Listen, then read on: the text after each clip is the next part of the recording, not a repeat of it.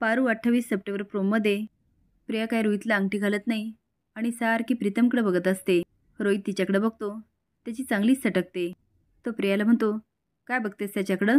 काय तुमच्या दोघांचं लफडं बिपडं आहे की काय? रोहितच्या बोलण्याचा आबांना खूप राग येतो. ते मोठ्याने ओरडतात, रोहित.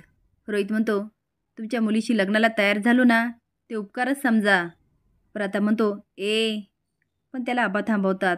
रोहितची आई म्हणते, तशी पण तुमची मुलगी शोभतच नाही आमच्या घराण्याला. रोहित म्हणतो, सांग ना, करावं म्हणावं तुमच्या मुलीचं लग्न ह्या नोकरासोबत. आता सगळे शॉक होतात, पण आबांचा विचार बदलतो. आता रोहित आबांचा खूप पाणउतारा करतो.